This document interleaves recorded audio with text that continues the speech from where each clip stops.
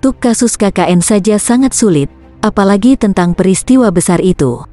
Ditulis oleh Ibrahim Isa, tanggal 29 September tahun 2005.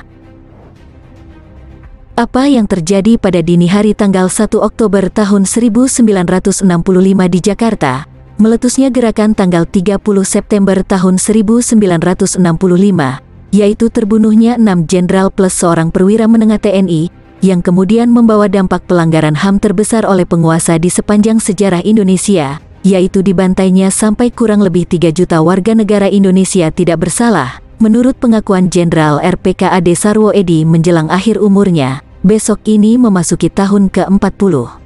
Namun, hingga hari ini, kecuali oleh Jenderal Soeharto dan penjelasan versi Orba, peristiwa itu dinyatakan dan dianggap tetap merupakan misteri.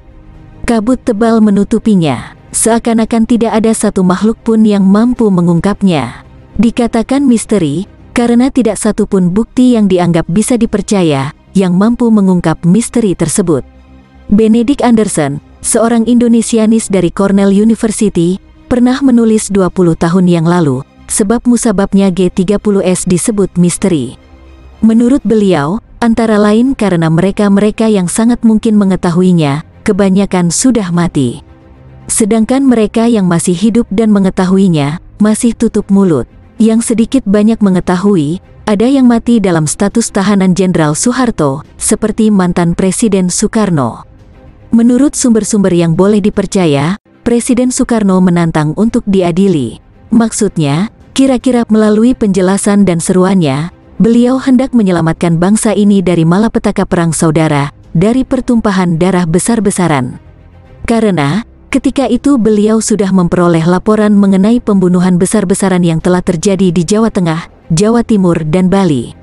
Presiden Soekarno bermaksud bisa menggunakan forum pengadilan terhadap dirinya, untuk menggugat Jenderal Soeharto yang menyalahgunakan supersemar, dan telah merebut kekuasaan politik atas pemerintahan dan negara.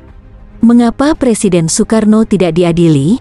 Seandainya tuduhan bahwa beliau tahu, mendukung bahkan dikatakan menjadi dalang di belakang G30S, bahwa semua itu benar adanya? Mengapa penguasa Soeharto tidak berani mengadili Bung Karno?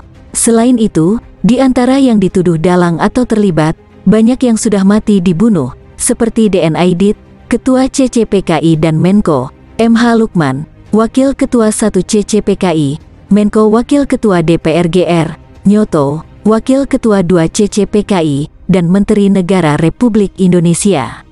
Dikatakan, paling tidak DN Aidit mengetahui informasi sekitar peristiwa G30S yang itu semuanya dibawanya ke liang kubur. Pelaku dari pembunuhan terhadap mereka-mereka itu, adalah yang real berkuasa ketika itu, yaitu Jenderal Soeharto CS, yang nyatanya telah merebut kekuasaan negara dari Presiden Soekarno. Mengapa para tertuduh itu tidak diadili? Mereka serta-merta ditembak mati. Logis, muncullah sebagai berikut, bila benar, seperti tuduhan pihak militer yang berkuasa ketika itu, bahwa adalah PKI yang jadi biang keladi G30S, mengapa tokoh-tokohnya yang dikatakan dalang itu tidak diadili secara terbuka? Dari dua argumentasi tersebut di atas, sudah bisa diambil kesimpulan, bahwa yang membuat misterius kasus sekitar G30S adalah penguasa sendiri. Tampaknya bagi penguasa ketika itu, G30S sama sekali tidak misterius. Soeharto, seperti dikatakan oleh Kolonel Latif, salah seorang pimpinan G30S, paling tidak telah diberi laporan tentang apa yang akan terjadi. Mengapa Soeharto tidak menyampaikan informasi ini kepada atasannya, yaitu Jenderal Yani? Untuk membuat jernih kejadian tanggal 1 Oktober tahun 1965, yang dengan tepat dinyatakan Presiden Soekarno ketika itu, sebagai gerakan tanggal 1 Oktober alias Gestok, akan memerlukan waktu lama. Sebabnya antara lain seperti apa yang diungkapkan dalam judul kolom ini. G30S adalah seperti kilat pada hujan berlalu, sebentar saja tercetus di cakrawala, sudah ditumpas. Namun, menurut Dewi Soekarno Putri dalam surat terbukanya, yang menghentikan G30S adalah Bung Karno. Apa yang terjadi kemudian bukanlah kilat pada hujan gerimis, tetapi adalah halilintar dan geledek. Adalah hujan lebat, adalah topan dan gelombang banjir darah puluhan ribu, ratusan ribu, bahkan jutaan manusia-manusia Indonesia yang tidak bersalah. Penangkapan besar-besaran, penculikan besar-besaran, pembuangan besar-besaran ke Pulau Buru. Semua itu dengan dalih diamankan. Tapi, para korban akhirnya meringkuk dalam tahanan militer bertahun-tahun lamanya, sampai 12 bahkan 14 tahun tanpa proses pengadilan apapun. Beberapa orang saja yang diajukan penguasa ke pengadilan rekayasa, yang diperlukan penguasa untuk mengecoh opini umum. Macam-macam versi bermunculan sekitar kasus pembantaian massal tahun 1965, tahun 1966 dan seterusnya. Ada percobaan untuk mempresentasikannya sebagai suatu konflik horizontal, sebagai pertentangan di kalangan rakyat sendiri.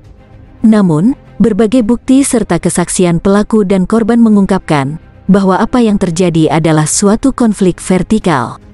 Penguasa di satu segi dan rakyat tak bersalah di pihak yang menjadi korban.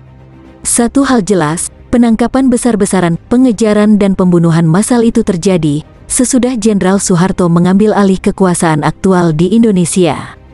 Peristiwa pelanggaran hak-hak asasi manusia itu terjadi sesudah Kesatuan-Kesatuan RPKAD dikirimkan oleh Jenderal Soeharto ke Jawa Tengah, Jawa Timur dan Bali, dan seterusnya.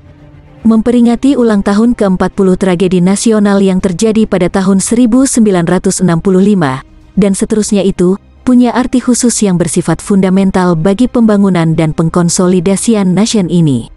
Orang bisa saja mempertanyakan, untuk maksud apa tragedi nasional itu diungkit-ungkit kembali? Bukankah hal itu sudah belong to the past? Sudah menjadi sejarah? Tetapi, beruntunglah kita, bahwa nyatanya semakin bertambah banyak orang-orang yang suka berpikir dan menganalisa, serta mendambakan kebenaran dan keadilan mengenai apa yang terjadi dengan bangsa ini. Baik itu di kalangan generasi muda maupun di kalangan pres dan kaum cendekiawan.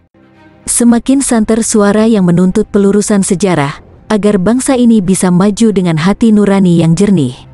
Mereka ini tidak menutup mata, bahwa, betapapun, demi keadilan dan kebenaran, demi penegakan negara hukum Indonesia, adalah suatu keharusan kita semua, setiap warga negara Indonesia, menuntut pertanggungan jawab dari para pencetus dan pelaku pembantaian massal, pengejaran, pemenjaraan dan pembuangan, yang kesemuanya itu dilakukan tanpa proses pengadilan yang demokratis, yang independen dari penguasa dan yang transparan.